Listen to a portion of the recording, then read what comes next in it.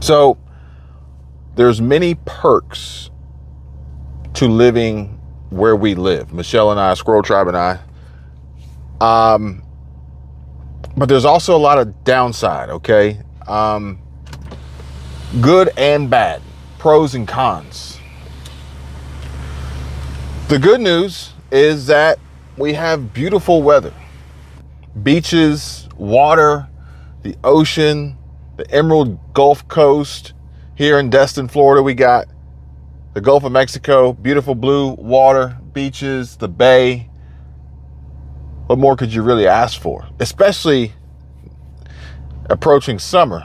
I mean, people are traveling great distances for just those very reasons, to have access to that. The bad part about it is it's kind of a small place. It's tight. In a short amount of time, we've been able to meet a lot of people, a lot of local people, and some of which are the law enforcement division of the Okaloosa County Sheriff's Department. Now, obviously, we have discussed and talked about the possibilities of us not living here forever, and that being here, this apartment, or here in Florida. You get noticed, you get approached, or at least we do from time to time. And I don't think it's necessarily because we do what we do, but I think it's because we are who we are. And when we're together, it's kind of like, that's them. That's them. I know it's them. So you got to think in a situation where you get pulled over by police, that there may be a statement or conversation of, you look familiar. Now, granted, there's probably not very many people who look like me who live here, okay? And when having these discussions and these possible considerations and preparing to potentially move, albeit a whole nother state, obviously we've talked about Colorado, we've talked about Utah. Someone mentioned South Dakota.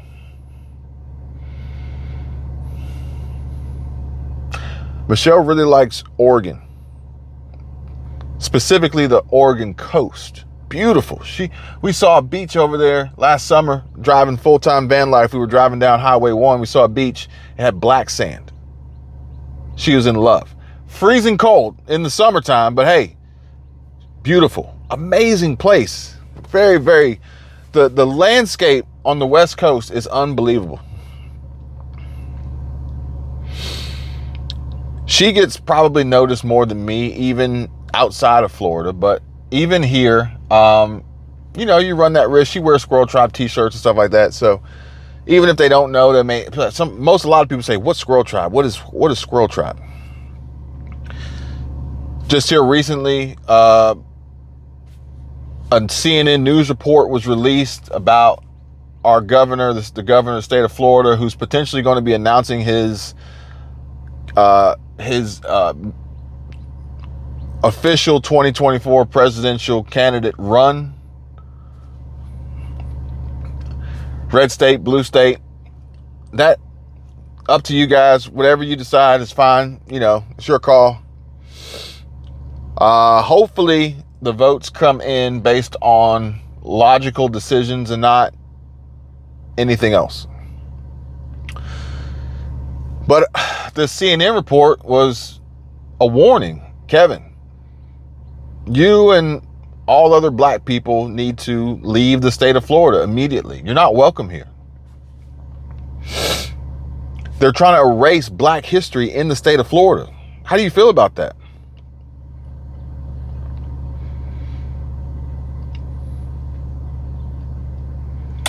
Well, I feel like if I were to go and move somewhere else, I'm not 100% sure that I would want it to be the same situation that we have here. So for instance, Utah. A lot of YouTubers in Utah, a lot of content creators, a lot of YouTube content creators in the state of Utah. Potentially could be some great opportunities for growth, collaboration, business, making money. One of the creators goes by the name of the Stradman. He's been on YouTube for a while. He's doing a fantastic job.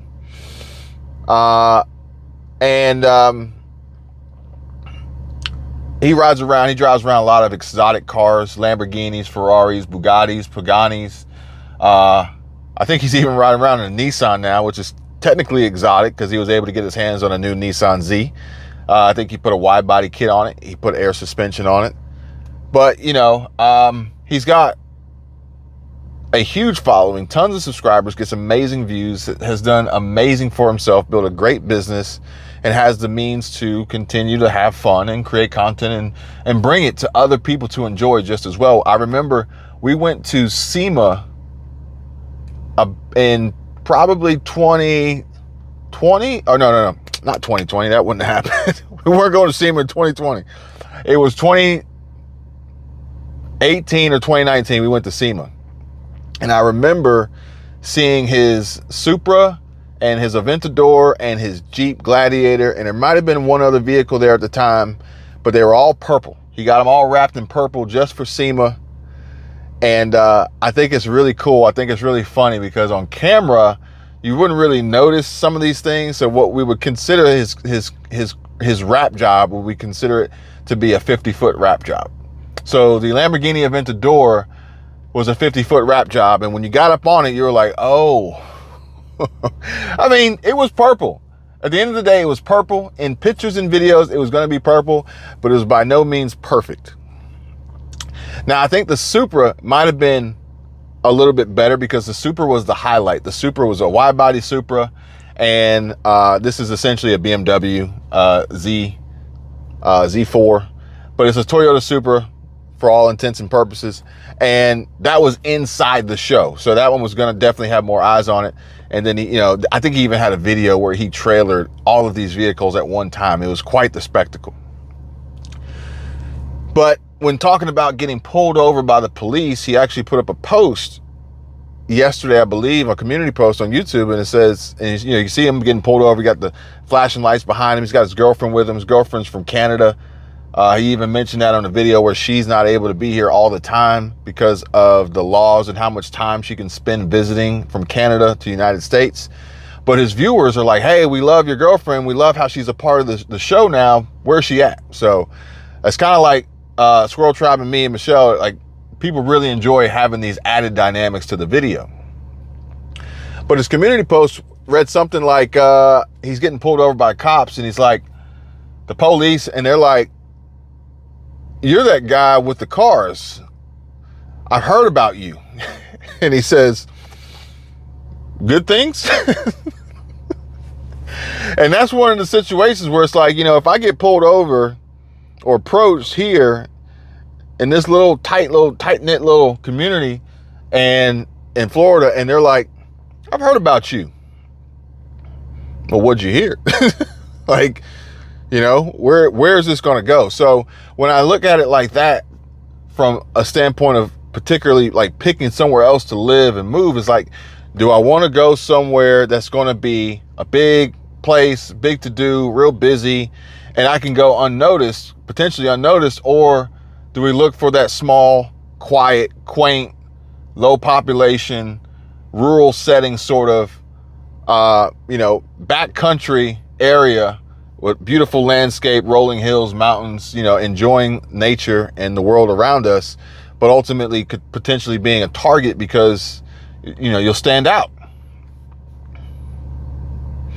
But it's not just that. It's not just that. Because I still prefer to have relationships with others. So my primary relationship is with Michelle, obviously, my wife. But, I still like to get out there and, develop relationships with others and my interests lie in the banks. You thought I was going to say something else, didn't you? I like to develop and have relationships with the banks. I like to have business relationships because I prefer to do business. I prefer to make money. I prefer to build wealth. I prefer to invest. I hope you guys understand where I'm coming from here. And by all means, if you're interested in learning more, feel free, reach out and contact me. And with that, the banking relationships that I have now, depending on where I go, particularly out west, and maybe certain states like Colorado or Utah or Oregon or whatever it may be, South Dakota, that I don't know if I could do Nevada. Nevada was hot. It was so hot. It was unbelievable. Summer was brutal, miserable. Like, I mean, here today, it's hot. We got an overcast. We actually went to the beach today. We recorded some video on the beach. We put up the drone. We got some drone footage. I'm going to bring that to you guys. But we had that. Nevada, it's just hot. And, you know, if you don't have amazing air conditioning or ice chest or, you know, a pool, life's going to be rough. It's going to be miserable. So with that also, it's like some of these areas don't necessarily have the same banks that I bank with now. Therefore, I would have to develop new relationships and ultimately become a new customer. I wouldn't be able to go and engage with any bank and they look at my account and see, you know, the history, which at a time like this I think is very important, especially with folks taking money out of the banks rapidly at an alarming pace and moving it other places. I don't want to get into that in this video, but if you are curious, if you guys do want to have that talk and discussion and conversation about rushing to take your money out of the bank, or particularly me, because I have banking relationships, but I don't give the banks all my money, okay? So if you guys want to have that talk, that conversation, by all means, drop a comment down below, let me know. But these are like factors that have to be taken into consideration when, you know, weighing the options of potentially moving from Florida away from this allegedly racist state that doesn't want black people or Hispanic people or alphabet people living here. And despite, I think the president of the NAACP actually lives in Florida, despite Florida having some of the, I think it's the second highest state ranked for black-owned businesses and Hispanic-owned businesses. But the story was released. It's on Twitter. It's floating around the internet. It's got to be true, right? I mean, it's got to be true, right? I mean, it definitely wouldn't have anything to do with the left potentially trying to discredit a Republican nominee at a time like this, right? Right? Anyway, we'll see. We'll see. I'll let you guys be the judge of that. I don't want to sit here and try to pretend like I know everything or come across like I'm lecturing you guys or anything like that. Hell, I know for the most part, a lot of people have probably already clicked out of this video or are going to be typing away because it's the internet and they can say whatever they want. They can say whatever TF they want and call the video clickbait because it's not what they wanted it to be. They wanted to see me in handcuffs. They wanted to see me locked up and arrested. They wanted to see me experience some personal harm or personal tragedy or a big problem or a negative impact to my life or my family or my business or my money or my wealth or my savings or my investments or whatever it may be. That's what they wanted. Sorry guys. We started off the day with everybody having a good morning. Dropped the kid off. We went and had brunch. We had some mimosas. Went to the beach. Recorded a few videos. You know, had a little, quality time. And here I am recording another video for you guys. Before we go on to do whatever it is else we're going to do for the rest of the day, we got, we got a few plans, but mostly we're going to relax. We're going to hang out. We're going to do some strategic planning for the business, for the channels, for the content creation. We're going to respond to some emails. We're going to post some videos to Patreon. We're going to just, do what we do, I guess. Go to work. I mean, it's a job. It's a job. It's not a normal job in the sense of what most people think about when they go get a job, a regular W-2, but it's the work that we do, and we choose the schedule in which we prefer and want to or decide to work around, and that's pretty much it. We communicate and engage with other creators. Hopefully, actually, I don't know if you guys ever watch Hustle Bitch, but Hustle Bitch actually responded to my message on Instagram. I'm hoping that we can put something together, because he was really putting out some really cool videos, and he's kind of pulled back a little bit, but he did respond to me last night. And Instagram's really cool, and it's an easy way to communicate back and forth. A lot of you guys have been sending me stuff on Instagram. I really appreciate it, sending the DMs with some helpful and useful information, especially about the banks, especially about money, especially about some of your accounts and Chime and different things like that. But some of you have also asked about coaching and consulting and mentoring.